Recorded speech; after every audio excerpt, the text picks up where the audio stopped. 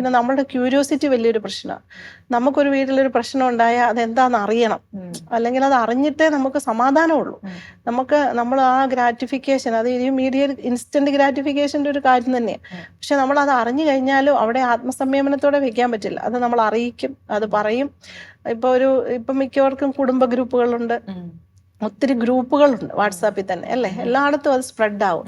ഇനി ഈ പറഞ്ഞ ഇൻഫർമേഷൻ, പണ്ട് നമ്മൾ ഒരു കളി കളിക്കുമായിരുന്നു, ഒരു റൗണ്ടിൽ ഒരു 10 പേരെ നിർത്തിയിട്ട് ഒരാളുടെ ചെവിയിൽ ഒരു കാര്യം പറയും, പിന്നെ അവസാനം വരുന്ന ആള് ആകുമ്പോഴത്തേന് ആ ഇൻഫർമേഷൻ എത്രമാത്രം ട്വിസ്റ്റഡ് ആകും, ആ പറഞ്ഞ കാര്യത്തിൽ എത്രമാത്രം വാസ്തവികത ഉണ്ടാകും, സത്യം ഉണ്ടാകും എന്നൊക്കെ നമ്മൾ പഠിപ്പിക്കുന്ന ഒരു കാര്യം എന്ന് പറഞ്ഞതുപോലെ ഇത് പലരിലേക്ക് ഇൻഫർമേഷൻ പാസ് ചെയ്ത് എത്തുമ്പോൾ വളരെയധികം ട്വിസ്റ്റ് ചെയ്ത സത്യമായിട്ട് യാതൊരു ഇതും ഇല്ലാത്ത രീതിയിലൊക്കെ പോകാറുണ്ട്. അത് കപ്പിൾസിൻ്റെ ഒക്കെ ഇടയിൽ ഒത്തിരി തെറ്റിദ്ധാരണകൾ ഉണ്ടാക്കുകയും അത് ആ ഉണ്ടായ മുറിവിനെ ആഴപ്പെടുത്തുകയും അഗ്ലിയാക്കുകയൊക്കെ ചെയ്യുന്നതായിട്ട് തോന്നിയിട്ടുണ്ട്.